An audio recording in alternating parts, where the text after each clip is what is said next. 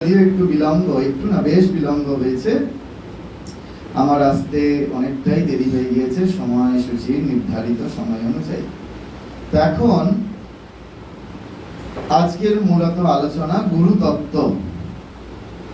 গত পরশুদিন থেকে এই চলছে আমাদের যে গুরু পূর্ণিমা, গুরুতত্ত্ব, গুরু পূর্ণিমা কি, গুরুর সম্পর্কিত আলোচনা ইত্যাদি ইত্যাদি সব রকম মিলিয়ে মিশিয়েই বলার চেষ্টা করব। প্রথম হচ্ছে আমাদের গতকাল আমরা গুরু পূর্ণিমা সকলে যে যার মতো করে উদযাপন করেছি, তাই তো? কেউ আপনারা নিজ নিজ বাড়িতে করেছেন, কেউ বা মঠ মিশনে গেছেন, মহারাজদের প্রণাম করেছেন। হ্যাঁ, তো আপনারা আপনাদের মতো করে করেছেন। তো এখন আমরা জানবো যে গুরু আসলে কে। না, এটা আপনারা প্রত্যেকে জানেন যে প্রসিদ্ধ গুরু প্রণাম, যে গুরু ব্রহ্মা, গুরু বিষ্ণু, গুরুদেব মহেশ্বর। গুরুই হচ্ছে সাক্ষাৎ ব্রহ্মা স্বরূপ, সাক্ষাৎ শিব স্বরূপ, সাক্ষাৎ মহাদেব পরব্রহ্ম স্বরূপ। গুরু কি করেন? গুকার অন্ধকারস্য দুরুকার নিরোধকঃ। বলছে যিনি আমাদের অন্ধকার থেকে আলোর পথে নিয়ে যান, তিনি হচ্ছেন আমাদের গুরু। বাইবেলে জিসাস খ্রিস্ট বলছেন যে অন্ধকার অন্ধকার বললে আমাদের অন্ধকার দূর হয় না। অন্ধকার অন্ধকার বললে আমাদের অন্ধকার দূর হয় না, তার জন্য আলো জ্বালতে হয়। শ্রীরামকৃষ্ণদেব কথামৃতে বলছেন যে 1000 বছরের অন্ধকার ঘর, তাতে যদি এতটুকু আলো নিয়ে যাওয়া যায় তাহলে সেখানে আলোকিত হয়। ঠিক আছে? রবীন্দ্রনাথ ঠাকুর এই প্রসঙ্গে ভীষণ সুন্দর একটি কথা বলেছেন। বলছেন এই যে বাইরের জগতের অন্ধকার, সেই অন্ধকার কি হয় না, এই যে আমাদের ইলেকট্রিসিটির আলো, সেই আলো জ্বাললে দূর হয়। কিন্তু আমার আপনার ভিতরের যে অন্ধকার, সেই ভিতরের অন্ধকার দূর করব কেমন করে?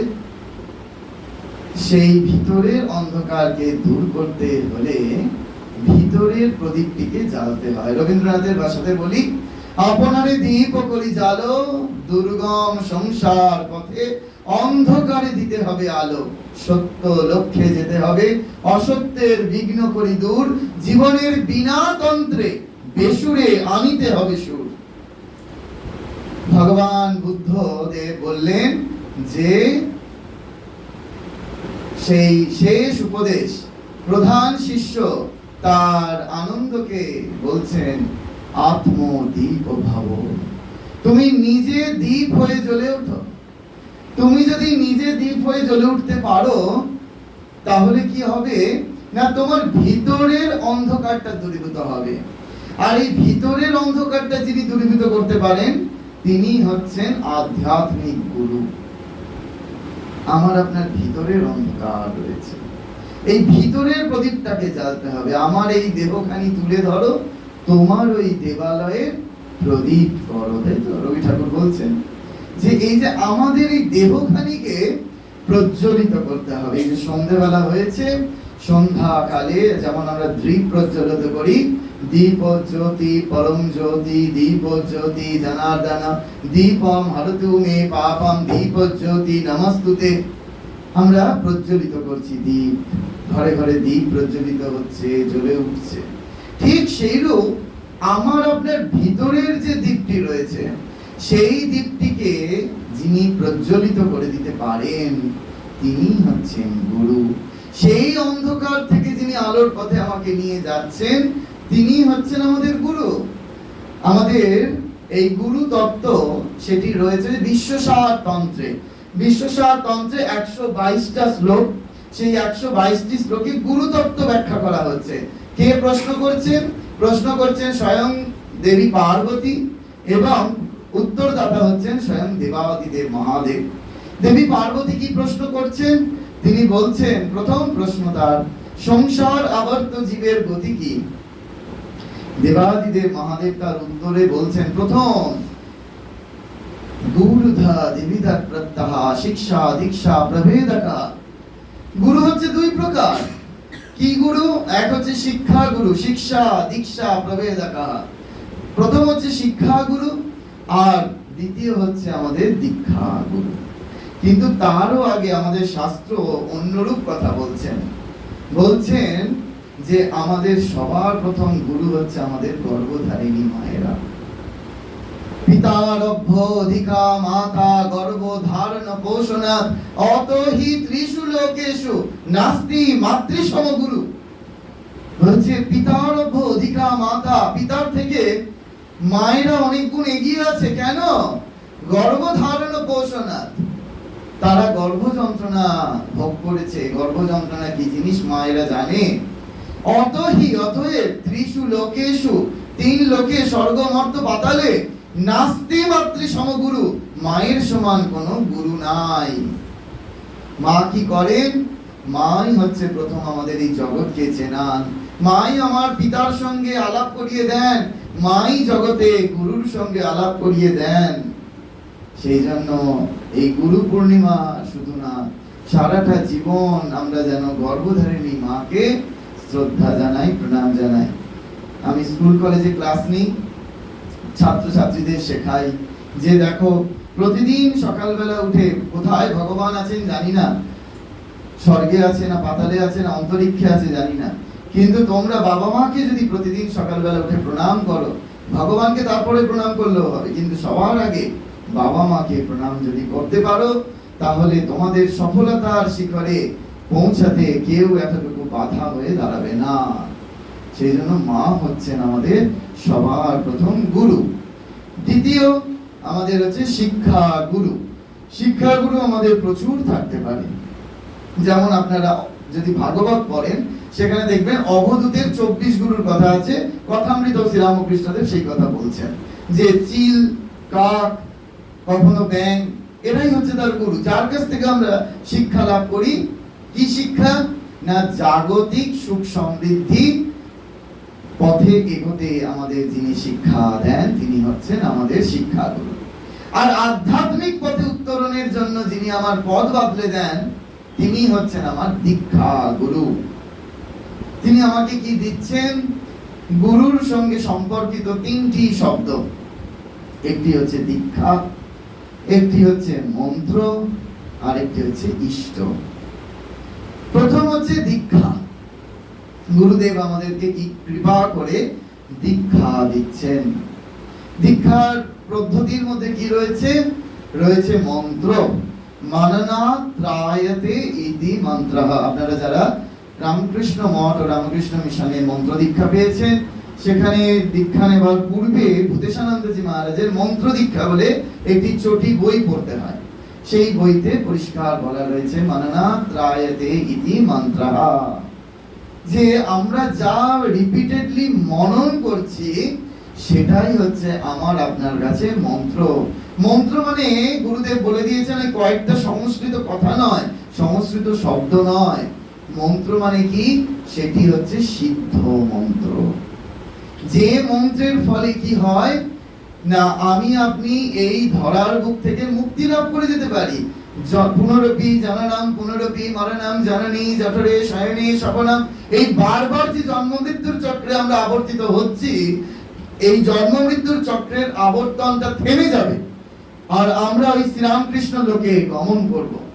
এই দেখবেন অনেক সময় এই আমাদের বিভিন্ন সংঘ থেকে যখন ম্যাগাজিন বেরোয়, সুভিনিয়ার বেরোয়, তখন বহু মানুষ অ্যাডভার্টাইজমেন্ট দেন যে হয়তো কারোর বাবা মারা গেছে, ওই রামকৃষ্ণ ভাবধারার ম্যাগাজিন, সেখানে অ্যাডভার্টাইজমেন্ট দিল যে অমুক জন শ্রীরামকৃষ্ণ লোকে চলে গেছে।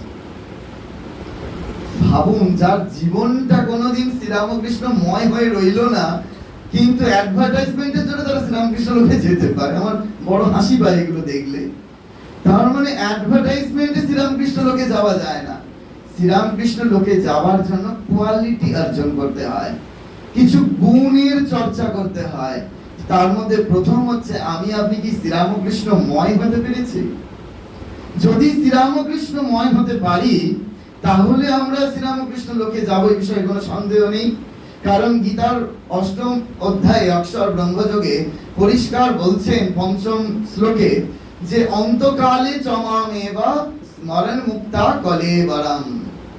অন্তকালে চমামেবা স্মরণ মুক্তা কলেবরম, যে মৃত্যুর সময় আমরা যে যা চিন্তা করব সেই গতি আমার প্রাপ্ত হবে।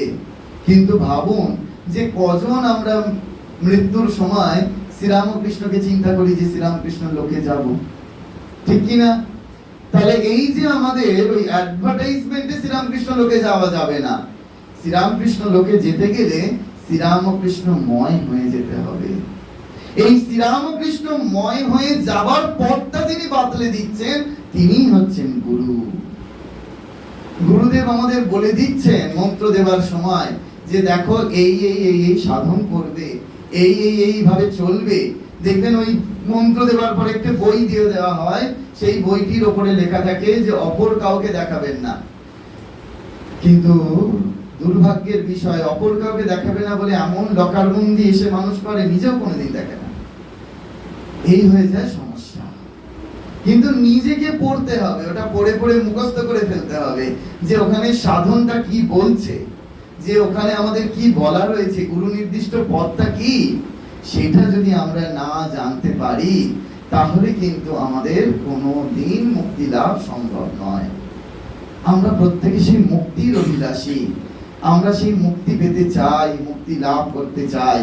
যেহেতু মুক্তি লাভ করতে চাই তাহলে আমাদের গুরু নির্দিষ্ট পথে চলতেই হবে, এই বিষয়ে কোনো সন্দেহ নেই, সংশয় নেই। গুরুদেব কি বলছেন না, গুরুদেব আমাদের যা যা নির্দেশ দিচ্ছেন যে যেমন যেমন জপ করতে, যেমন যেমন ভাবে পথ চলতে।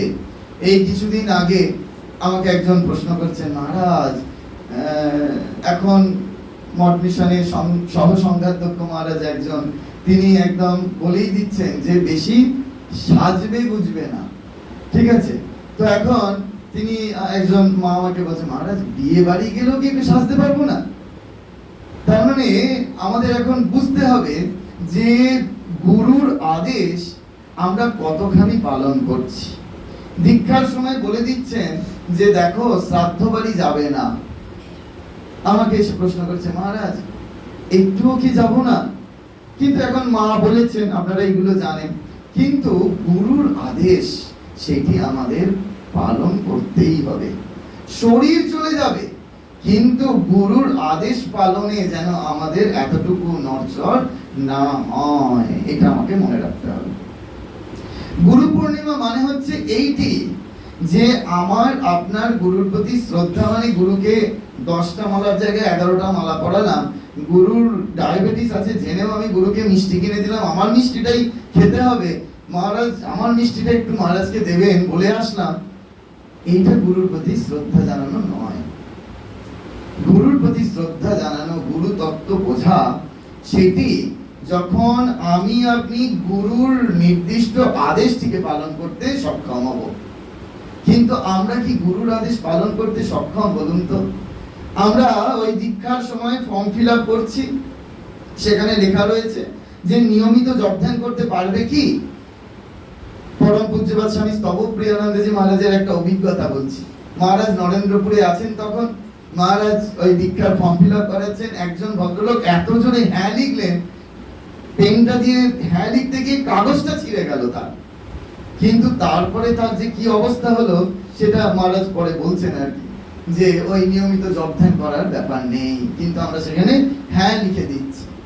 কিন্তু শ্রীরামকৃষ্ণদেব 1886 পয়লা জানুয়ারি যখন নবগোপাল ঘোষকে জিজ্ঞেস করছেন, নিজের শরীরকে দেখিয়ে এর কথা চিন্তা করতে পারো, এর কথা ভাবতে পারো, এর নাম দুবেলা করতে পারো, তখন পরিষ্কার নবগোপাল ঘোষ উত্তর দিচ্ছে, পারবো না। আমাদের মতো ভণ্ডামি করছে না, বলছে না যে হ্যাঁ করব ঠাকুরকে খুশি করবার জন্য। সেই জন্য তারা শ্রীরামকৃষ্ণকে পাচ্ছে, শ্রীরামকৃষ্ণদেবকে লাভ করছে। কিন্তু আমাদের অবস্থা কেন না, আমাদের ওই কোয়ালিটিটা নেই যে আমরা মন এবং মুখকে এক করতে পারছি না। আমাদের মধ্যে দুই রকম অবস্থা কাজ করছে, সেই জন্য আমরা গুরু তত্ত্বকে অনুভব করতে পারছি না, গুরুর কথা মেনে চলতে পারছি না, সংশয় কাজ করছে। সেই জন্য সবার প্রথম কি করতে হবে? মা একটা খুব সুন্দর কথা বললেন মা বললেন যে দেখো, গুরু সঙ্গ বেশি করতে নেই। আমরা ভাবি না যে গুরুদেবের সঙ্গ করলে যে একেবারে খুব পুণ্য হবে, আমাদের বিশাল আধ্যাত্মিক উন্নতি হবে। মা বারণ করছেন গুরু সঙ্গ বেশি করতে নেই। কেন করতে নেই না? গুরুকে না ভাবিবে নর, গুরুই স্বয়ং পরম ঈশ্বর। বলেই মা বলছেন গুরুতে মানুষ বুদ্ধি এসে পড়বে, তাই গুরু সঙ্গ বেশি করতে নেই। সারদা মায়ের কথা যে গুরু সঙ্গ বেশি করতে নেই। তো সেই জন্য আমাদের বারবার করে মনে রাখতে হবে যে গুরুদেব আমাদের যা বলে দিয়েছেন সেটি যদি আমরা করতে পারি। গুরুদেব কি করেন বলছে, অজ্ঞান তিমিরান্ধস্য জ্ঞানাঞ্জনা শলাকায়া। গুরুদেব আমাদের অজ্ঞানতাকে দূর করে দিচ্ছেন। আমাদের মধ্যে ভেদ দৃষ্টি আছে, শ্রীরামকৃষ্ণ ভক্তদের যেমন ভেদ দৃষ্টি আছে, তেমনি অন্যান্য সম্প্রদায়ের ভেদ দৃষ্টি আছে। এটা আমি সব জায়গায় এই গুরু পূর্ণিমা উপলক্ষে বললাম এই কথাটা। আমাদের রামকৃষ্ণ ভক্তদের ভেদ দৃষ্টি কিরকম? ও আমি তো রামকৃষ্ণ মিশনের দীক্ষিত, আমি অমুক প্রেসিডেন্ট মহারাজের দীক্ষিত, আমি অমুক প্রেসিডেন্ট মহারাজের আশ্রিত, ও তো ওই নবদ্বীপে গোসাইয়ের কাছে আশ্রিত, ওর স্ট্যাটাসটা আমার মতো না। এই আমরা তো এখন স্ট্যাটাসের বিচার করি দীক্ষার গুরুদেবদের দিয়ে। খুব দুঃখের বিষয়, পরম পূজ্যপাদ স্বামী পূর্ণাত্মানন্দজি মহারাজ গত বছর এখানে বক্তৃতা দিলেন। বাংলাদেশ থেকে এসে মহারাজ দুঃখ করে বলে গেলেন দমদমে যে রামকৃষ্ণ মিশনে দীক্ষা নেওয়ার লাইনটা যেমন দিন দিন বাড়ছে, রামকৃষ্ণ মিশনে দীক্ষা নেওয়াটা স্ট্যাটাস মেইনটেইন হচ্ছে। এটা অত্যন্ত দুঃখের যে দীক্ষা নেওয়া স্ট্যাটাস মেইনটেইন নয়। দীক্ষা নেওয়ার উদ্দেশ্য আমরা ভুলে যাচ্ছি যে কেন আমরা দীক্ষা নেব, মুক্তি লাভের জন্য। এই হচ্ছে দীক্ষা নেওয়া। ওই রামকৃষ্ণ মিশনে ব্যাচ পড়ে রামকৃষ্ণ মিশনে দীক্ষা নেওয়ার কথা এখানে বলা হচ্ছে না। আপনারা তো ইউটিউবে সবই পান, সব পেয়ে যাবেন এই বক্তৃতাগুলি। মহারাজ এই দমদমে এসে দুঃখ করে বলে গেলেন। আমাদের উদ্দেশ্যটা বুঝতে হবে। আমি বলি যে আমাদের এই ভেদ দৃষ্টিটা যতক্ষণ না দূর হবে যে ও রামকৃষ্ণ মিশনের দীক্ষিত নয়, ও রামকৃষ্ণ মিশনের দীক্ষিত, এই ভাবনাটা আমাদের ত্যাগ করতে হবে। কিরকম?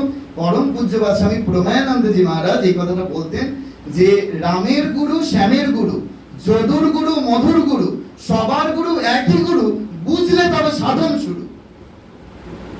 এই কথাগুলো আমাদের বেশি জানানো হয় না, কিন্তু এইগুলোই জানা প্রয়োজন। তো যে আসল জায়গাটা কোথায় আমাদের গলত, স্বামী বিবেকানন্দ তো সেই জন্যই তার গুরু ভাইদের বললেন যে দেখ, তোরা শ্রীরামকৃষ্ণ ভজা দল তৈরি করিস না। এই শ্রীরামকৃষ্ণ ভজা দল তৈরি করলে চলবে না, আমাদেরকে উদার হতে হবে। শ্রীরামকৃষ্ণদেবের কাছে সবাই গিয়ে শান্তি পায় কেন না? সেই উদারতার জন্য, তার মৌলিকতার জন্য আমরা সকলে গিয়ে তার কাছে শান্তি লাভ করছি। যে যে সম্প্রদায়েরই হোক না কেন, যে যে ধর্মেরই হোক না কেন, যে যে বর্ণেরই হোক না কেন, ঠাকুর মা স্বামীজির কাছে গিয়ে সবাই প্রাণের জ্বালা জুড়াচ্ছে। এটি আমাদেরকে বুঝতে হবে। আমাদের প্রাচীন সাধুরা এইরূপ ভাবে আমাদেরকে তৈরি করেছেন, ধরিয়ে দিয়েছেন। এই যে আমাদের গুরু পূর্ণিমা, এর আগে কত কেটে গেছে তাই না? কত বছর বছর গুরু পূর্ণিমা যাচ্ছে, আবার আমরা যতদিন বাঁচবো ততদিন গুরু পূর্ণিমা গুলো যাবে। কিন্তু আমাদের গুরু পূর্ণিমা দেখতে হবে কি, গুরু তত্ত্বটা আসলে কি, এইটা বোঝাতে গিয়ে খুব সহজ করে এক মহারাজ বলছেন। পরম পূজ্যপাদ স্বামী সগুণানন্দজি আরোগ্য ভবনে থাকতেন। মহারাজের খুব সেবা করবার সুযোগ হয়েছিল। তা মহারাজের যখন সেবা করতে গেছি, তা মহারাজ আমাকে বলছেন, জানিস তো আমি যেমন এদিক ওদিক ক্লাস নিতে যাই, তো মহারাজরা বলছেন আমি 25 বছর ধরে একটা জায়গায় লীলা প্রসঙ্গের ক্লাস করাচ্ছি। আমি বললাম, মহারাজ 25 বছর ধরে লীলা প্রসঙ্গের ক্লাস করাতে যান? আচ্ছা মহারাজ, সেই 25 বছর আগে যাদের ক্লাস করাতে শুরু করেছিলেন আর 25 বছর বাদে তাদের কাউকে আছে, কেউ কেউ আছে ক্লাস করে একটানা 25 বছর? বলছে মহারাজ, বলছেন হ্যাঁ 25 বছর ধরে একটানা ক্লাস করছে। মহারাজকে হয়তো আপনারা অনেকেই ইউটিউবে দেখেছেন। স্বামী সগুণানন্দজি মহাদেব মহারাজ খুব পণ্ডিত সাধু ছিলেন। তো মহারাজ বলছেন হ্যাঁ রে। আমি বললাম, মহারাজ তাহলে 25 বছর ধরে আপনার ক্লাস করেছে, তাহলে তো তাদের ইমপ্রুভমেন্ট চিন্তা করলে তো অবাক হয়ে যেতে হবে। মহারাজ একটু বলুন তাদের কথা। মহারাজ বলছে, তাদের কিরকম ইমপ্রুভমেন্ট হয়েছে শুনবি? হ্যাঁ মনে শুনবো। বলছে 25 বছর আগে আমি গিয়ে ঠাকুরের একটা উদাহরণ দিয়েছিলাম। কি উদাহরণ না? ঠাকুরের উদাহরণ দিয়েছিলাম যে ঠাকুর বলছেন প্রথম প্রথম চারা গাছ থাকলে চারা গাছটা বেড়া দিতে হয়, না হলে ছাগল গরুতে খেয়ে ফেলে। হ্যাঁ মহারাজ, ঠাকুর তো বলেছেন আমাদের চারা গাছে বেড়া দিতেই হবে। বলছে 25 বছর ধরে যারা ক্লাস করলো আমার কাছে, 25 বছর বাদে আমার সামনে এসে দাঁড়িয়ে তারা ওই এই ইয়েটাই মনে রেখেছে, ঠাকুরের উপমাটাই। আমাকে এসে বলে, মহারাজ আপনি সেই বলেছিলেন যে ঠাকুর বলেছেন চারা গাছ থাকলে চারা গাছটা বেড়া দিতে হয়। মহারাজ তখন বলছে, আমার দুঃখ কি জানিস, আমি 25 বছর ধরে চারা গাছটাকে একটু বড় করতে পারলাম না। বুঝতে পারছেন? আমরা ওই 25 বছর ধরে চারা গাছটা চারা গাছই রেখে দিলাম। কত গুরু পূর্ণিমা কেটে গেল, কত গুরু পূর্ণিমা এরপরে কেটে যাবে, কিন্তু আমাদের চারা গাছটা কি বাড়ছে? গুরুদেব তো ওই মন্ত্র তো শুধু দেননি, মন্ত্রের আগে কি দিয়েছেন, একটা বীজ দিয়েছেন। তো সেই বীজটা কি হয়েছে, আমার আপনার মানব জমিনে গুরুদেব রোপণ করে দিয়েছেন। সেখান থেকে অঙ্কুরোদ্গম হয়েছে। সেই অঙ্কুরোদ্গম সেটা একটা বিরাট মহিরুহে পরিণত হবে। সেই মহিরুহে পরিণত হবার জন্য কি করতে হবে, আপনাকে নিয়মিত সার দিতে হবে, জল দিতে হবে, মাঝে মাঝে মাটিটা একটুখানি খুঁড়ে দিতে হবে, তবে তো।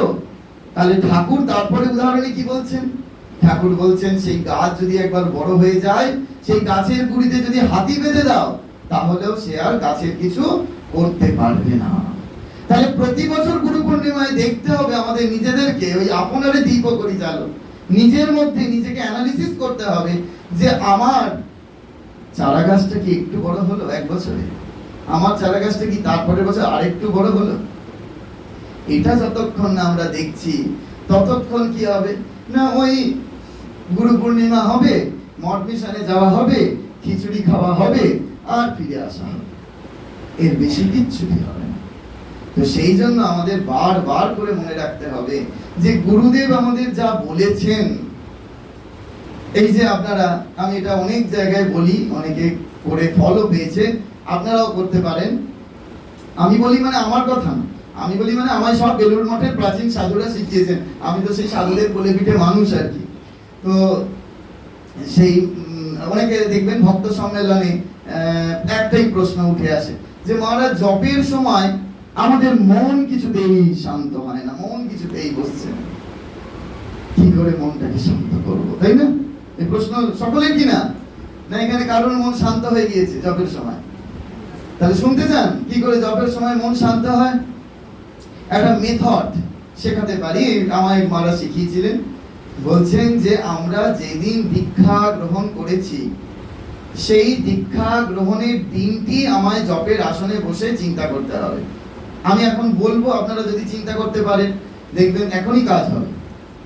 আগের দিন আপনারা যেমন লিস্ট দেওয়া হয়েছে, সেই লিস্ট অনুযায়ী সমস্ত জিনিসগুলো কিনেছেন একের পর এক, কিনবার পরে পরের দিন সকালবেলা উঠে ভোরবেলা স্নান করেছেন, স্নান করে উঠেই আপনারা মায়েরা লাল পাড় সাদা শাড়ি পরেছেন, পুরুষরা ওই ধুতি পাঞ্জাবি পরেছেন, পরে আপনারা বেলুড় মঠ অথবা বেলুড় মঠের শাখা কেন্দ্রে গেছেন। শাখা কেন্দ্রে গিয়ে সেখানে যা যা কিনে নিয়ে গেছেন সেইগুলো ভলেন্টিয়ারদের দিয়েছেন, ডালি সাজানো হয়েছে। আর আপনারা সেই দীক্ষার ঘরে প্রবেশ করেছেন।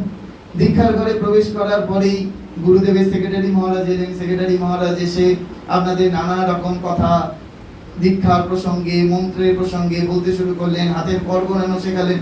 শেখানোর পরেই কিছুক্ষণ বাদে স্বয়ং গুরুদেব এলেন, ঘর যেন আলোয় আলোকিত হয়ে গেল।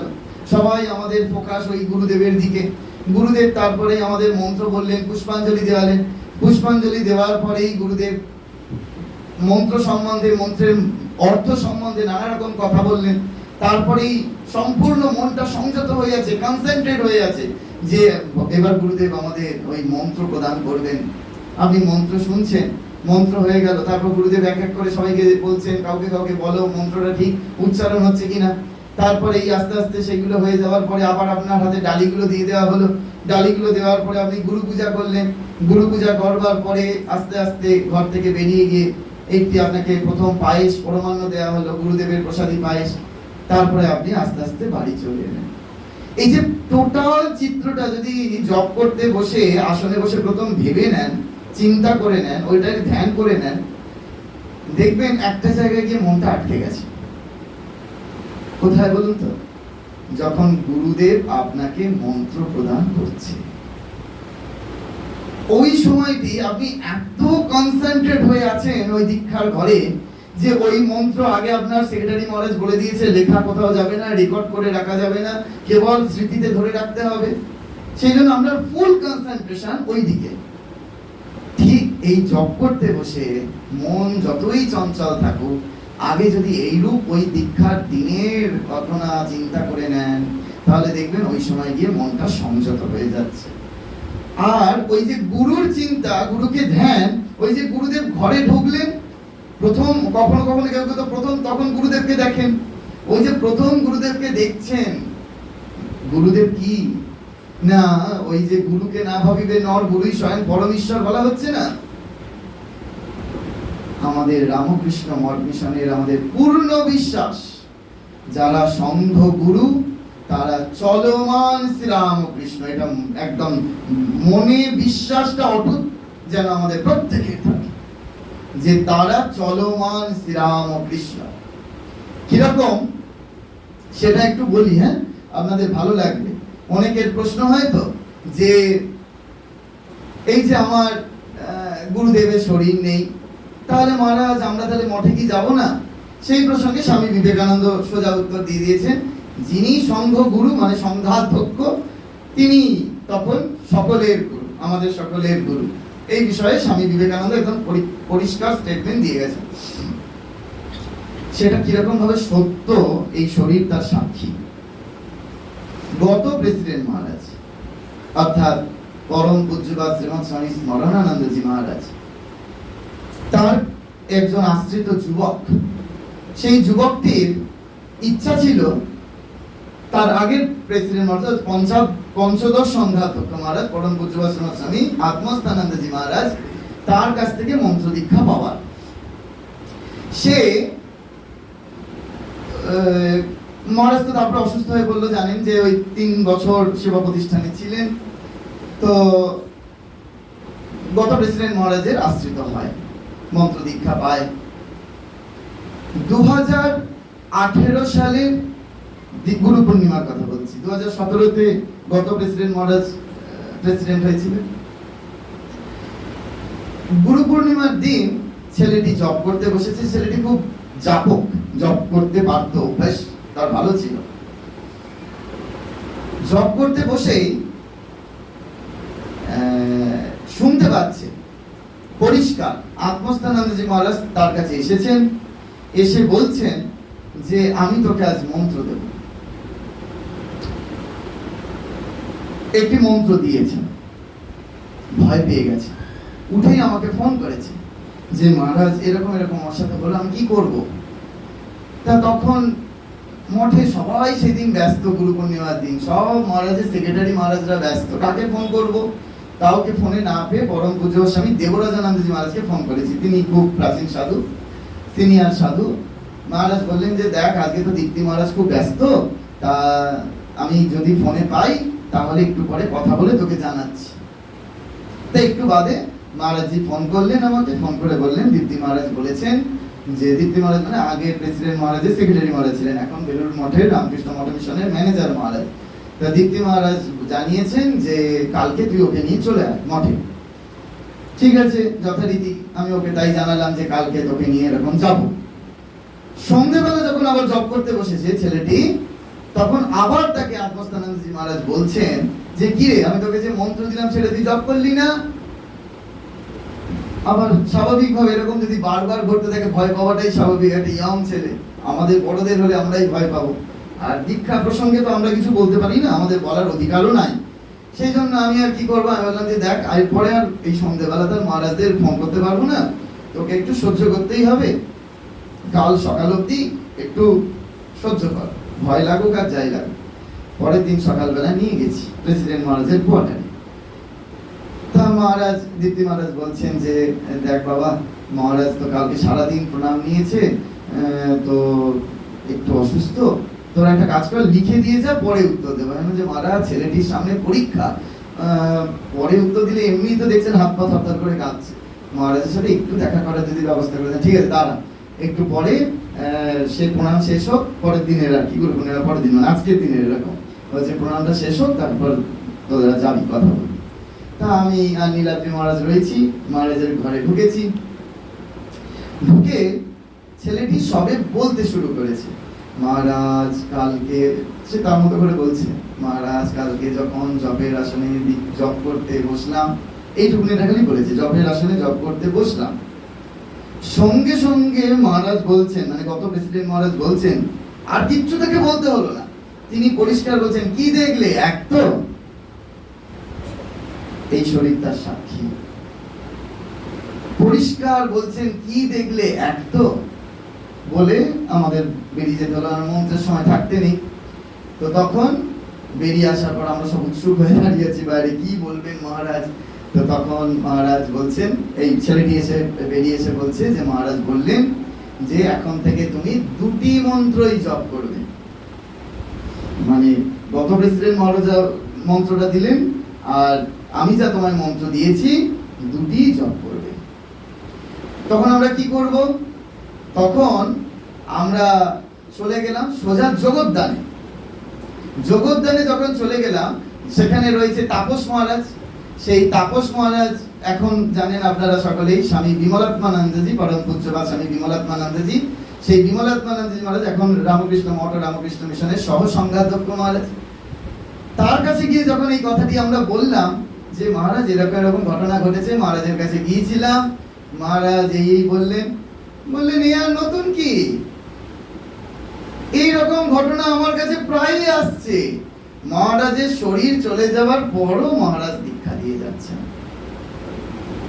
ভাবতে পারেন এই রামকৃষ্ণ ভাবধারার গুরু শক্তির কি ক্ষমতা।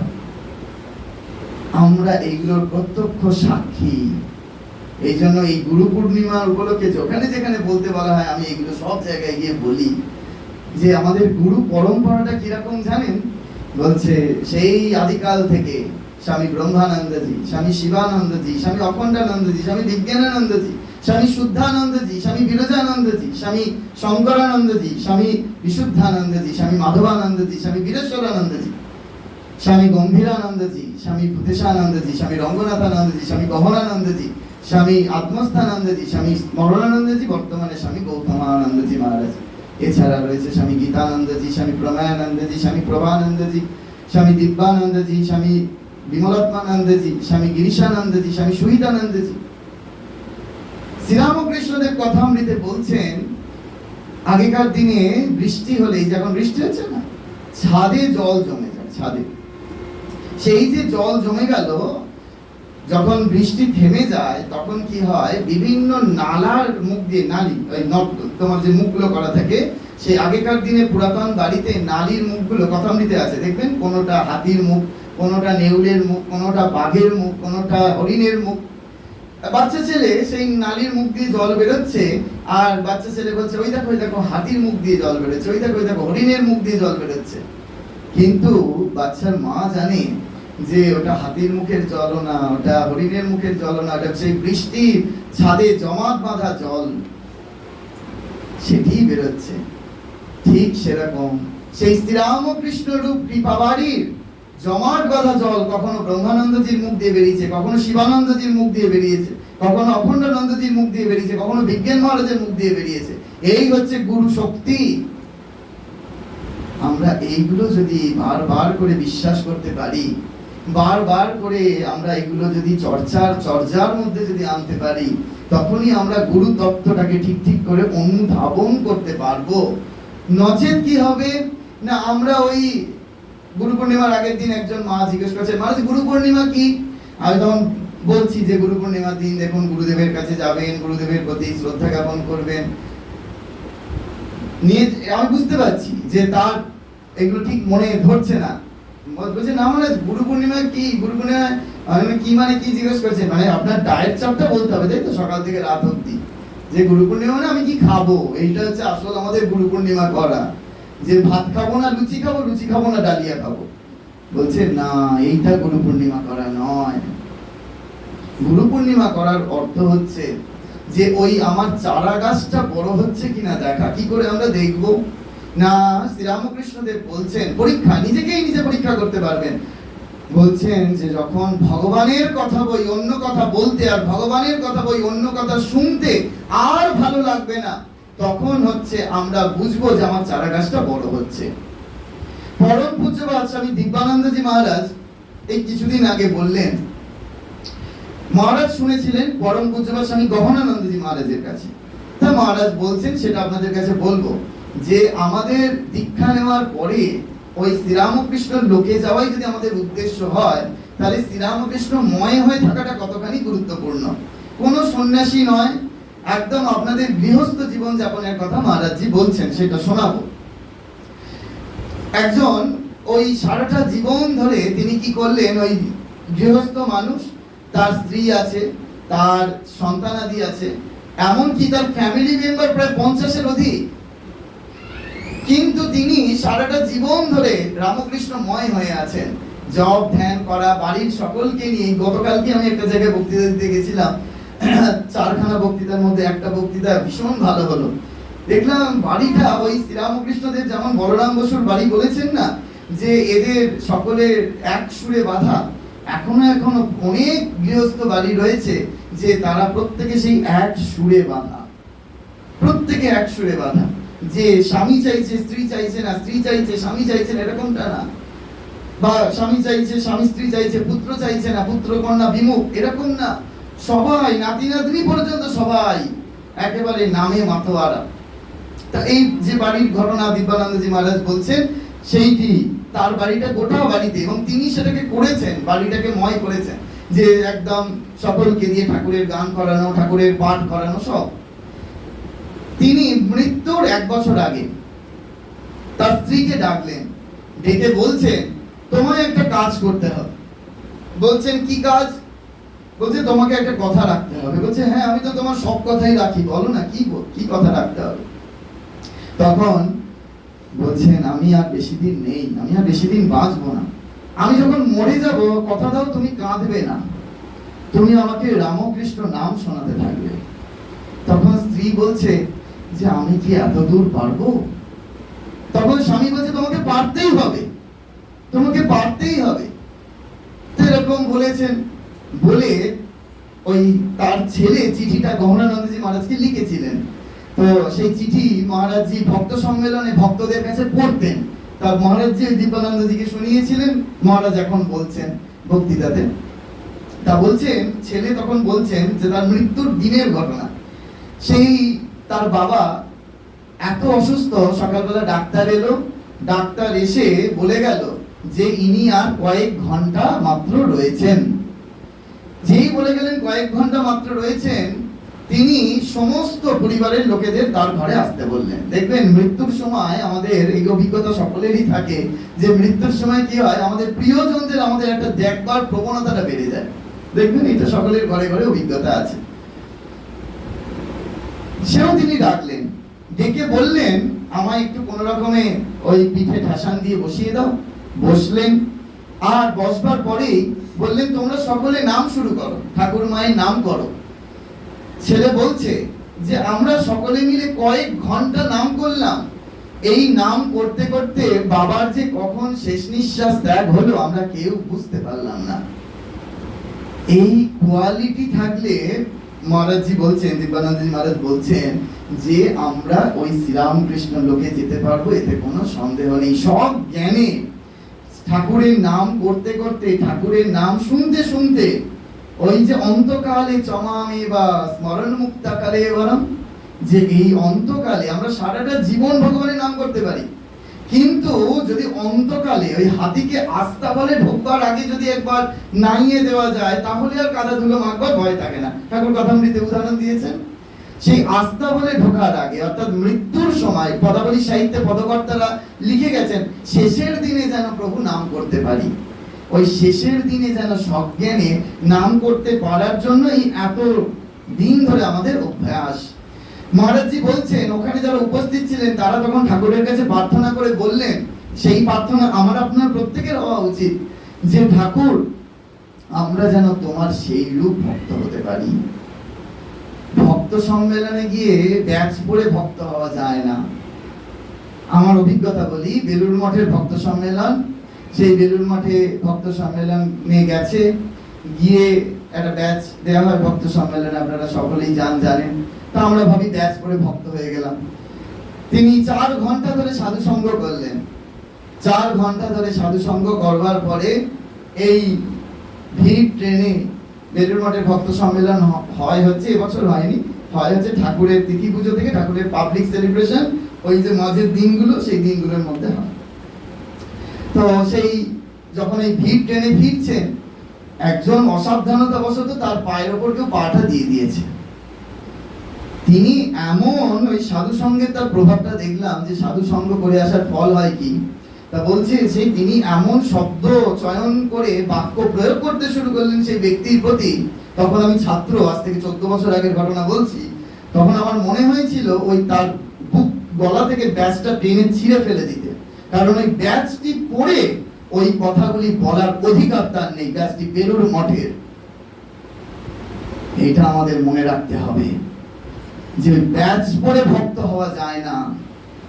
আমাদের ভক্ত হতে গেলে এই ভক্তের কিছু কোয়ালিটি থাকতে হবে। সেই কোয়ালিটি আপনারা জানেন প্রত্যেকে, যে শ্রীরামকৃষ্ণদেব কাশীপুর উদ্যানবাড়িতে থাকার সময় ভাগ করে দিয়ে গেছেন, এ আমার অন্তরঙ্গ ভক্ত, এ আমার বহিরঙ্গ ভক্ত। তাহলে এখন আপনারাই ঠিক করে নেবেন যে আপনারা ঠাকুরের অন্তরঙ্গ ভক্ত হবেন না ঠাকুরের বহিরঙ্গ ভক্ত হবেন। তার জন্য কি করতে হবে না, ওই দীক্ষা মন্ত্র যা গুরুদেব দিয়েছেন, গুরুদেব দেওয়া মানে কি, স্বয়ং ঠাকুর সিদ্ধ মন্ত্র আমাদেরকে দিয়েছেন। সেই সিদ্ধ মন্ত্র পেয়ে আমরা যদি সেটি সাধনে না আসি, পরম পূজ্য স্বামী বলভদ্রানন্দজি মহারাজ সেদিন বলছিলেন যে মহারাজ একজনকে প্রশ্ন করছেন, তিনি সেই বোধহয় বিরজানন্দজির আশ্রিত, অনেক বছর আগে দীক্ষা নিয়েছেন। তা মহারাজ জিজ্ঞেস করছেন, আচ্ছা আপনি কবার করেন? কবার করেন মানে কবার বলতে মহারাজের প্রশ্নের ইয়েটা ছিল হচ্ছে, মানে আপনি কতবার সকালবেলা, সন্ধ্যেবেলা, রাত্রিবেলা বা রাউন্ড কতবার করেন আর কি। সেই ভদ্রলোক বলছেন যে মহারাজ ওই যে গুরুদেব বলে দিয়েছিলেন 108 বার করতে, আমি তো 108 বারই করি। বলভদ্রানন্দজি মহারাজ বলছেন যে হায় ভগবান, গুরুদেব বলে দিলেন 108 বার করার কথা, কিন্তু তারপর তার বইতে কি বলা আছে সেটা আর আমরা খুলে দেখলাম না, যে আমাদের এই জপটা বাড়াতে হবে 108 বার তো মিনিমাম। তারপরে আমাকে আস্তে আস্তে আস্তে আস্তে আস্তে আস্তে বাড়াতে হবে। যত বেশি করে আমরা জপ বাড়াবো, দেখবেন এমন অবস্থা হবে যে আসনে বসে আর উঠতে ইচ্ছা করবে না। সত্য সত্য বলছি, উপলব্ধি করে বলছি, ফাঁকা আওয়াজ বলছি না। উঠতে ইচ্ছা করবে না। এর বেশি কিছু বলার উপায় নেই, কারণ কেন, আপন আপন সাধন কথা না কহিও যথা তথা, এর বেশি বলা যাবে না। কিন্তু এইটুকুনিটা বলে যেতে পারি যে এমন অবস্থা প্রাপ্ত হয় যে সত্য সত্যই আসন ছেড়ে উঠতে ইচ্ছা করে না। তখন বুঝতে পারবেন যে আপনি ঠাকুরের কথা অনুযায়ী যে আপনি কতটা আপনার ইমপ্রুভমেন্ট হচ্ছে। এখন বলবেন যে মহারাজ যদি বাড়িতে অতিথি আসে তাহলে তো আমার জব হবে না, অতিথির সেবা করতে হবে। হ্যাঁ, সেরকম যদি অতিথি হয় নিশ্চয়ই আপনি অতিথির সেবা করবেন, সেখানে বিচার করতে হবে। পরম পূজ্যপাদ স্বামী ভূতেশানন্দজি মহারাজ এই বিষয়ে কি বলছেন সেটা শুনিয়ে দিই। মহারাজের কাছে এসে বলছেন একজন ভদ্র মহিলা, তিনি বলছেন মহারাজ আমি না সকালে জব করতে বসতে পারি না। সকালে আমার হাজবেন্ড অফিসে বেরোয়, আমার ছেলে স্কুলে যায়, আমার জবে বসা হয় না। তারা যখন স্কুলে চলে যায়, অফিসে চলে যায়, তারপর আমি একটু ফাঁকা হই, ধীরে সুস্থে স্নানাদি করি, স্নানাদি করে আমি তারপর ঠাকুর ঘরে যাই, জব করি। কিন্তু কি জানেন মহারাজ, যেই ঠাকুর ঘরে ঢুকি তখনই পাশের ফ্ল্যাটের মিসেস বোস আমার ফ্ল্যাটে আসে। এসেই তিনি ওই কার ফ্ল্যাটে কোন রান্নার গন্ধ বেরোলো, কার ফ্ল্যাটে কে যাতায়াত করলো, কে ঢুকলো না ঢুকলো, মহারাজ এইগুলো বলতে বসে। কি করব বুঝতে পারছি না, অতিথি তো নারায়ণ, তাকে তো ফেরাতেও পারি না মহারাজ, বসে তার কথাগুলো শুনতে হয়। মহারাজ বললেন, মহারাজ তো ভীষণ মজা করতেন, মহারাজ বললেন হ্যাঁ অতিথি তো নারায়ণ বটেই, কিন্তু বাগনারায়ণকে দূর থেকে প্রণাম করতে হয়, প্রথম এটা। দ্বিতীয়, প্র্যাকটিক্যালি শেখাচ্ছেন, দেখুন কি ইউনিক।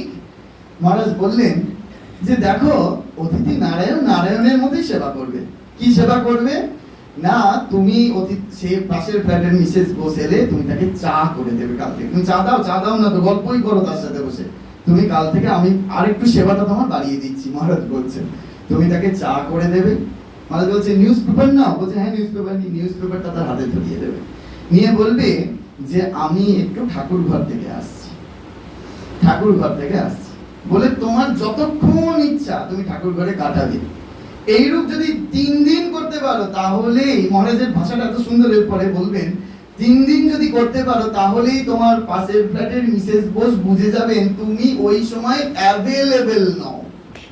কি অপূর্ব কথা দেখুন। এই হচ্ছে সাধু সঙ্গ করা। কেন? সাধু সঙ্গের কাছে গিয়ে এই আমাদের প্র্যাকটিক্যাল প্রবলেমের সলিউশনটা জেনে আসা যায়, যে তিনি তখন বুঝে যাবেন যে ওই সময় তুমি অ্যাভেলেবেল নাও। তাহলে অতিথি সেবা করব, কিন্তু অতিথি কিরকম অতিথি সেটা আমাকে বুঝতে হবে, সেই রূপ ভাবে চলতে হবে, বিচার করতে হবে। ঠাকুর সেজন্য বারবার বিচারের কথা বলছেন। অতিথি এলো মানেই আমি তার সেবা করে আমার সাধন ভজনের ক্ষতি করতে পারি না, আমার জপ ধ্যানে ক্ষতি করতে পারি না। পরম পূজ্যপাদ স্বামী ভূতেশানন্দজি মহারাজের কাছে দীক্ষা নিয়েছেন, মন্ত্র নিয়ে কিছুদিন বাদে এসেছেন। মহারাজ আপনি যা মন্ত্র দিয়েছেন না, সেই মন্ত্রের শক্তি অমোঘ শক্তি। মহারাজ বলছেন কি শক্তি দিলাম গো? এই আমাদের এখন মায়ের বাড়িতে যিনি মহারাজ রয়েছেন না, নিত্য মুক্তানন্দজি, উনি মহারাজের সেক্রেটারি মহারাজ ছিলেন। তা মহারাজের নাম গণেশ। মহারাজ গণেশ দেখো আমার মন্ত্রের কি অমোঘ শক্তি বলছে গো। নিয়ে মহারাজ এসেছেন, এসে দাঁড়িয়েছেন, বলছে বলো দেখি কি শক্তি অনুভব করলে। মহারাজ ভূতেশানন্দজি মহারাজ বলছেন যে দেখুন আমার একটা মুদির দোকান আছে। তা মুদির দোকান চালাতে গেলে তো আমাকে কাউকে টাকা ধার দিতেই হয়, ধারে অনেকে মাল নিয়ে যায়। কিন্তু মহারাজ আমি না সব ওই কাকে কত টাকা ধার দিতাম সব ভুলে যেতাম। কিন্তু এখন আপনি যে মন্ত্র দিয়েছেন, বলেছেন সকালবেলা জপ করতে আর সন্ধ্যেবেলা জপ করতে, আমি সকালবেলা যখন আসনে জপ করতে বসি আর সন্ধ্যেবেলা যখন জপ করতে বসি না, কাকে কত টাকা ধার দিয়েছি সব আমার ওই সময় মনে পড়ে যায়। আর আমি একটা খাতা পেন নিয়ে বসি, ওই সময় আমি নোট করে নিই, যে ওইখানে লিস্ট করে নিই, যে লিখে নিই, আর জব করে উঠে আমি তাগাদা করতে পেরে। মহারাজ বলছে দেখো আমার মন্ত্রের শক্তির কি খেলা। বুঝতে পেরেছেন? তাহলে মন্ত্র নেওয়া, যে পরম পূজ্যপাদ স্বামী বিরজানন্দজি মহারাজের একটি প্রাচীন গ্রন্থ আছে পরমার্থ প্রসঙ্গ, উদ্বোধন কার্যালয় থেকে প্রকাশিত বিরজানন্দজি মহারাজের চিঠির সংকলিত উপদেশ, সেগুলি। সেখানে মহারাজ একদম পরিষ্কার বলছেন দীক্ষা কেন নেব। দীক্ষা নেব হচ্ছে আমাদের জাগতিক চাহিদা পূরণার্থের জন্য নয়। ভূতেশানন্দজি মহারাজের তো এরকম মজার ঘটনা বলে শেষ করা যাবে না। মহারাজের কাছে দীক্ষার দিনে দীক্ষা নিয়ে মহারাজ বলছে মহারাজ এবার যেন আমার মনের সংকল্পগুলো সব পূরণ হয়। মহারাজ তোমার বলো দেখি মনের সংকল্প কি আছে, একটা বলো। বলছে মহারাজ আমার ভাড়াটেটা 4 বছর ধরে উঠছে না, মহারাজ ভাড়াটেটা যেন উঠে যায়। তাহলে দীক্ষা নেওয়া মানে জাগতিক চাহিদা পূরণের জন্য না। দীক্ষা নেওয়ার অর্থ হচ্ছে আমার পারমার্থিক পথের, আমার আধ্যাত্মিক পথের যেন সেই সন্ধানটা তিনি আমাদেরকে বলে দেন, তিনি আমাদেরকে জানিয়ে দেন, তিনি আমাদেরকে বুঝিয়ে দেন। সেই জন্য আমাদেরকে কি করতে হবে, বারবার করে ওই গুরুদেবের সেবা করা মানে কি জানেন? গুরুদেবের সেবা করা মানে গুরুদেবের হাত পা টিপে দেওয়া নয়, গুরুদেবের মশারি টাঙিয়ে দেওয়া নয়, গুরুদেবের জল এগিয়ে দেওয়া নয়। গুরুদেবের সেবা করা মানে, প্রকৃত সেবা করা মানে হচ্ছে গুরু বাক্য অক্ষরে অক্ষরে পালন করা। গুরুদেব যেমন যেমন আমাদের নির্দেশ দিয়েছেন, যেমন যেমন আমাদের জপ করবার নির্দেশ দিয়েছেন, ঠিক সেইরূপ ভাবে যদি আমরা পালন করতে পারি, তখন আমাদের গুরু সেবা ঠিক ভাবে হবে। আর পরমার্থ প্রসঙ্গে বিরজানন্দজি মহারাজ বলছেন আরেকটা বিষয় হুঁশিয়ার থাকতে হবে। যেহেতু দীক্ষার্থীদের নিয়ে আমি খুব কাজ করতে হয় মঠ মিশনে, সেজন্য এটা আমার খুব অভিজ্ঞতা আছে। আমরা দীক্ষা নেওয়ার পরে অনেকেই ঠিক ভাবে জপ ধ্যান করি না। যদি ঠিক ভাবে জপ ধ্যান না করি, তার ফল গুরুদেবকে ভোগ করতে হয়। পরিষ্কার পরমার্থ প্রসঙ্গে বলা আছে। তো সেই জন্য দেখবেন মা বলছেন না, যে মাকে প্রশ্ন করা হয়েছে, মা তুমি এত সারাদিনে জব করো কেন? মা বলছে ছেলেরা দীক্ষা নিয়ে যায়, মন্ত্র নিয়ে যায়, ঠিক ভাবে জব করে না, তাই ওদের জন্য আমাকে জব করতে হয়, ওদের জন্য আমাকে করতে হয়। তাহলে ভাবুন যে আমরা ওই যে মন্ত্র নিতে গেছি আমাদের শক্তিতে কখনো নয়, গুরুদেব কৃপা করে আমাদেরকে মন্ত্র দিয়েছেন, সিলেক্ট করেছেন। আচ্ছা, এখানে সকলে আপনারা দীক্ষিত? যারা যারা আছেন, কেউ দীক্ষিত নয় এমন কেউ আছেন? কেউ নেই? এখানে ছেলেটি, বাচ্চা ছেলেটি, আচ্ছা কেউ নেই, আপনিও নয়। আচ্ছা, এবার দেখুন, তাহলে তো খুবই ভালো জায়গা। কিন্তু যারা দীক্ষিত নয় তাদেরকে চেষ্টা করবেন যাতে ওই মন্ত্র যাতে পায় তার ব্যবস্থা করবেন, এখান থেকেই ব্যবস্থা করবেন, অনুধ্যান কেন্দ্রের মধ্যে দিয়ে ব্যবস্থা করবেন। কেন জানেন? মা বলছেন, মা ঠাকুরন বলছেন যে কেউ যদি ওই গঙ্গায় ইচ্ছা করে স্নান করুক, আর কাউকে যদি ঠেলে ফেলে দেওয়া হোক, তাহলে দুজনেরই কাপড় ভিজবে। আর আমার ব্যক্তিগত অভিজ্ঞতা থেকে বলি, আমার গুরুদেবের কাছে আমার একটা ইচ্ছা প্রকাশ করেছিলাম যে মহারাজ, যে দীক্ষার সময় আমরা যখন মঠে দীক্ষা হয় তখন আমি না দীক্ষা নিতেও যাইনি, মহারাজ আমাকে নিজে গাড়ি করে নিয়ে গেছিলেন, সেইখানে বেলুর মঠ থেকেই সব দিয়ে দিলেন, যা যা লাগে সব হয়ে গেল। মহারাজ আপনাকে তো আমি কিছু দীক্ষার সময় কিছুই দিতে পারলাম না, যে শরীরটা দিয়ে যাবো সেই শরীরটাও তো আপনি গাড়ি করে নিয়ে গিয়েছিলেন। তো তখন মহারাজকে বললাম যে কিছু দীক্ষার্থীদের আপনার শ্রীচরণে আমি দিতে চাই, আর এক একজন দীক্ষার্থী এক একটি অর্ঘ্য স্বরূপ আমার কাছে হবে। জাগতিক অর্ঘ্য দিলে তো শুকিয়ে যাবে, কিন্তু এক একজন দীক্ষার্থী তার শ্রীচরণে দেওয়া মানে ওই অর্ঘ্য প্রদান করা। সেই জন্য এই যেমন এখন কষ্ট করতে হয়, আমার অনেকে এসে বলে মহারাজ আগে কত ভালো ছিল, ফর্ম ফিল আপ একেবারে, আমি এখন ডানকুনিতে যে ঘরে থাকি সেখানে বেলুর মঠে দীক্ষার ফর্ম ফিল আপ হয়েছে, লোকের বাড়ি গিয়ে ফর্ম ফিল আপ করিয়েছি, অটো চালাচ্ছে অটোওয়ালার ফর্ম ফিল আপ করিয়ে দিয়েছি। এটা আমার একটা আবদার ছিল মহারাজের কাছে, কিন্তু এখন তো মহারাজের শরীর চলে গেছে, আমরা সেগুলো হয় না, পাই না। তো কেন দীক্ষা নেব? এটা যারা দীক্ষা নিতে চায় না, অনেকে এখন যুক্তিবাদী, তো এখন আধুনিক যুগ, বিজ্ঞানের যুগ, যুক্তিবাদী, তাদের সংশয়টা থামিয়ে দিতে পারবেন। ভালো করে মন দিয়ে শুনুন এটা, যে কেন দীক্ষা নেব। যুক্তিবাদীরা কি বলবেন? গুরুদেব আর কি করবেন? গুরুদেব আমাকে একটা ভগবানের নাম দেবেন, আমি তো এখানে এত শিব আছে, কালী আছে, দুর্গা আছে, হ্যাঁ এই তাদের নাম আমরা করলেই হলো, তাহলে আবার গুরুদেবের কাছে নাম নিতে যাওয়ার কি প্রয়োজন? এই গুরু তত্ত্ব বুঝতে গেলে এটা বুঝতে হবে। বলছে আপনারা সকলে বট গাছ দেখেছেন তো? বট গাছের ফল দেখেছেন? কি হয় বট গাছের ফল? একটা লাল রঙের গুলির মতো দেখতে হয়। তার বীজ কোথায় থাকে? সেই ফলটার মধ্যে যদি ছাড়ান দেখবেন সুজির দানার মতো বীজ থাকে, তাই না? সুজির দানার মতো অসংখ্য বীজ। আচ্ছা, সেই বীজ আপনি নিয়ে এলেন, আপনার বাড়িতে মাটিতে মাটি খুঁড়লেন, খুঁড়ে টব খুঁড়লেন, খুঁড়ে সেই বীজটাকে রোপণ করলেন। এবার সেখান থেকে আপনি গাছ বার করুন তো দেখি, কোনোদিন গাছ হবে? কোনোদিন গাছ হবে না। কোনো বিজ্ঞানের ক্ষমতা নেই সেখান থেকে অঙ্কুরোদ্গম করবার। যারা একটু বিজ্ঞান পড়েছেন তারা জানেন যে সেই ফলটি যখন পাখিতে ভক্ষণ করবে, সেই পাখির মলত্যাগের মধ্যে দিয়ে যখন সেই বীজ, মাটিতেও করতে হবে না, গীতা ত্রয়োদশ অধ্যায় ক্ষেত্রজ্ঞ বিভাগ আছে তো, সেই ক্ষেত্র প্রস্তুত করতে হবে না, সেই মলত্যাগের মধ্যে দিয়ে যদি কার্নিশের মাথায় যদি পড়ে না বীজটা, তাহলে দেখবে সেখান থেকে বিরাট বড় বৃক্ষ হয়ে গেছে, একটা গোটা বাড়ি ফাটিয়ে দেবে এমন গাছ হবে। হ্যাঁ, মাটিও লাগে না। তাহলে ভাবুন, ওই গুরুদেব যদি কৃপা করে কার্নে আমাদের সেই বীজ মন্ত্র দেন, তাহলে আমার ক্ষেত্র যদি প্রস্তুত নাও থাকে, তাহলেও সেখান দিয়ে বিরাট মহিরুড় হওয়ার সম্ভাবনা আছে। কিন্তু আমি আপনি যদি ওই শিব, দুর্গা, কালী, গণেশ, কার্তিক নাম একটা বেছে নিয়ে নাম করতে থাকি, তাহলে সেই থেকে কখনো গাছ বেরোবে না। যারা যারা দীক্ষা নিতে চায় না তাদেরকে এটা ভালো করে শোনাবেন যে দেখ এই হচ্ছে যুক্তি। আরেকটা উদাহরণ দিই, আপনারা বন্দুকের গুলি দেখেছেন? বন্দুকের গুলি যদি চোখে না দেখে তাহলে টিভিতে বা মোবাইলে দেখে নেবেন। সেই গুলি যদি এখানে রাখা থাকে, গুলিটা যদি কাউকে ছুঁড়ে মারা হয় কি হবে? বড় জোর একটু লাগবে, একটা ইট ছোড়ার মতো লাগবে। কিন্তু সেই গুলিটাই যদি একটা বন্দুকের মধ্যে দিয়ে কাউকে ছোড়া হয়, তাহলে কনফার্ম ডেথ সার্টিফিকেট চলে আসবে।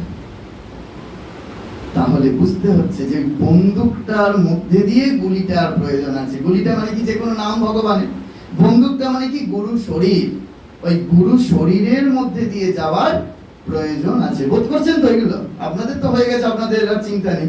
কিন্তু যাদের হয়নি, বাড়ির লোকেদের যাদের হয়নি, যদি বাড়ির পরিবার এক সুরে বাঁধতে চান, তাহলে তো এই এক সুরে বাঁধতে গেলে এগুলো আপনাদের বোঝাতে হবে যে ওহে ছোট বয়স থেকে, সময় থাকতে থাকতে, চুল পাকার সময় দীক্ষা নিতে গেলে হবে না, একদম ইয়ং বয়স থেকে।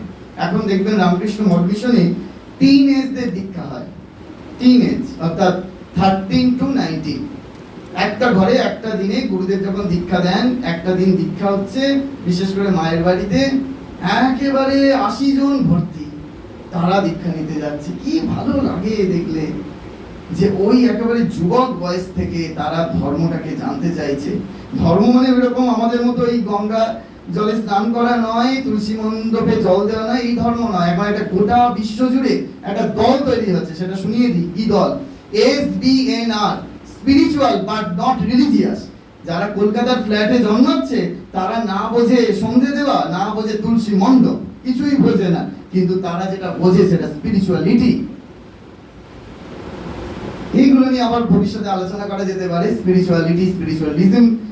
কিন্তু এইগুলো যদি আমরা বোঝার চেষ্টা করি, তখন দেখবেন আমার আপনার বাড়ির বাচ্চাগুলো এখানে আসতে চাইবে। তখন একটা ইউথ সার্কেল এখানে একটা তৈরি হবে, ইয়ংরা আসতে চাইবে, ইয়ংদের নিয়ে আমাদের এগোতে হবে। শুধু নিজেরা করলাম, বাড়ির বড়দের একেবারে এইরকম নালিশের শেষ নাই। এই যখন আমি শিশু তীর্থে আগের বছর ক্লাস নিচ্ছিলাম, আপনাদের এখানে এসে একজন ক্লাস 3-র বাবা মা গেল আমার কাছে, ওই হেডমিস্ট্রেস পাঠালেন। কেন না, ক্লাস 3-র বাচ্চা সুইসাইড করতে গেছে। ভাবুন, 3-র বাচ্চা সুইসাইডের কি বোঝে, আমার কাছে গিয়ে বলছে মহারাজ আপনি একটা কিছু ব্যবস্থা করুন। তারপরে ওরা গার্জেন মিটিং এ আমাকে ডাকলো, একজন ওই সাইকিয়াট্রিস্টকে দেখেছিল, আমায় ডাকলো।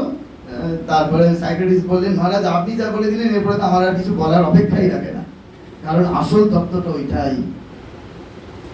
আমরা নিজেরা পালন করছি না, বাবা হয়ে বাবার মতো আচরণ করছি না, মা হয়ে মায়ের মতো আচরণ করছি না, গুরু হয়ে গুরুর মতো আচরণ করছি না, সাধু সন্ন্যাসী হয়ে সাধু সন্ন্যাসীর মতো আচরণ করছি না। যদি আমরা যে যার মতো যদি আচরণ করতে পারি, তাহলে দেখবেন আমাদের সমাজটা কত বদলে যাবে। ক্লাস 9-এর একটি মেয়ের তার বাবা মা গেল, গিয়ে বলছে মহারাজ বাড়ি থেকে আমাদের টাকাই চুরি করে নিচ্ছে, কি করে রক্ষা করবো? শিশু তীর্থের মতো স্কুলের কথা বলছি, বলছে যে চুরি করে নিচ্ছে।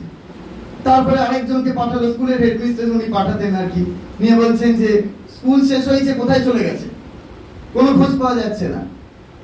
নিয়ে আমাদের ওখানে তো সব বাচ্চাদের ক্লাস ক্লাস হয়, আঁকার ক্লাস হয়, আবৃত্তির ক্লাস হয়, গানের ক্লাস হয়, ভার্গব লাহিড়ী গান শেখাতে আসে।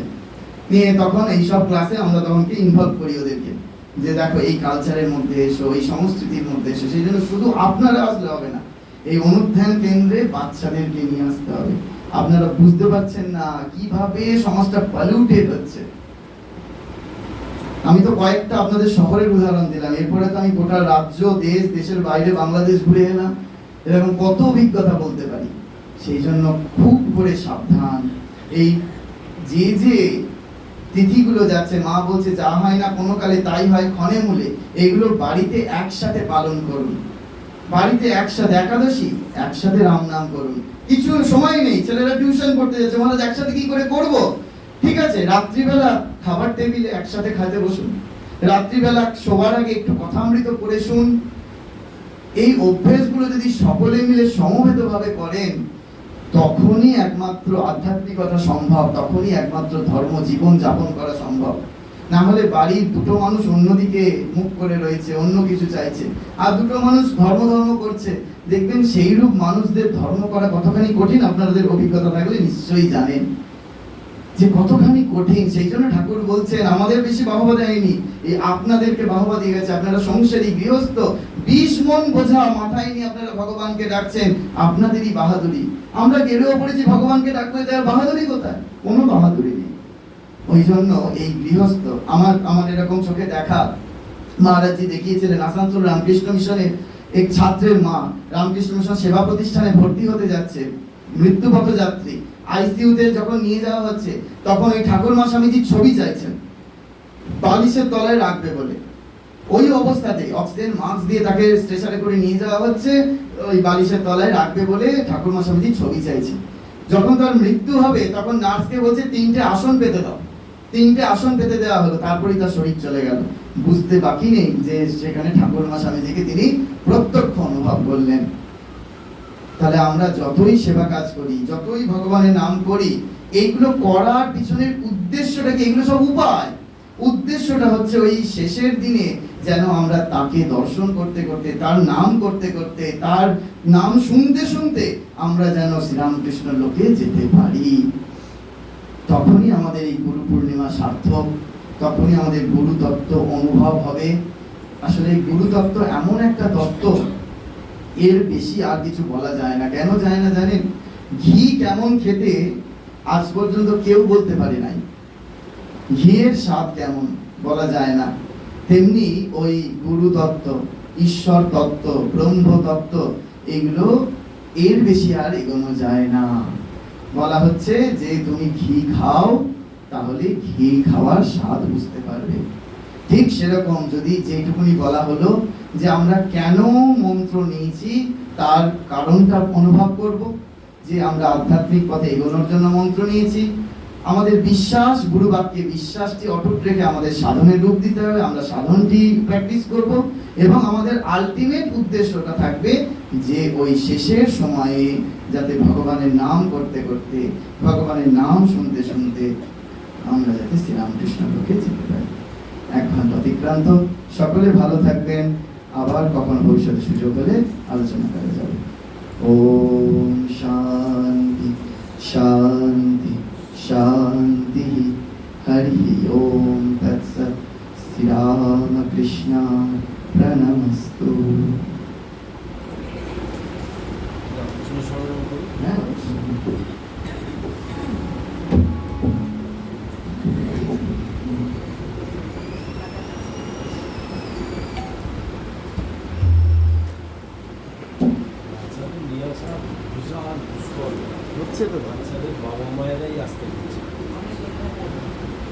এই কিছুদিন আগে স্তব প্রিয়ানন্দজি একটা বক্তৃতায় বললেন যে পরের ছেলে সাধু হোক, আমার ছেলে যেন সাধু না।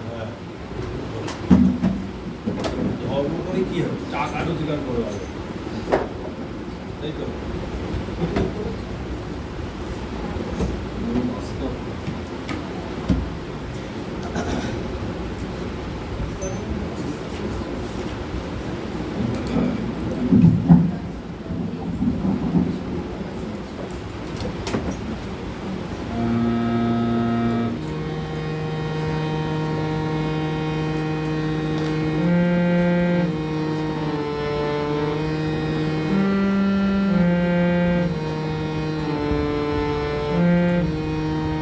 অনুষ্ঠানের পর মহারাজের প্রণাম করে আপনারা প্রসাদ নিয়ে সকলে যাবেন। রাম কৃষ্ণ শরণম, রাম কৃষ্ণ শরণম, রাম কৃষ্ণ শরণম, শরণম রাম কৃষ্ণ শরণম, রাম কৃষ্ণ শরণম, রাম কৃষ্ণ শরণম।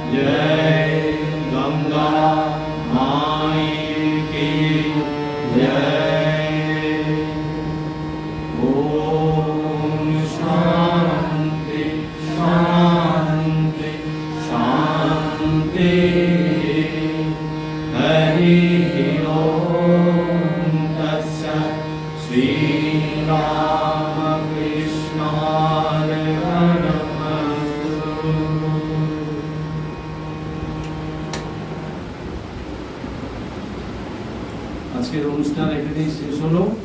সকলে ধীরে সুস্থে এই দিক দিয়ে এই দরজা দিয়ে বেরিয়ে যাবেন প্রণাম করে প্রসাদ নিয়ে। আচ্ছা, প্রসাদটা কে দেবে? মাধবী বা কেউ একজন আপনি দিন না? আচ্ছা, ওই ওখানে চায়ের জায়গায় একজনকে যেতে হবে।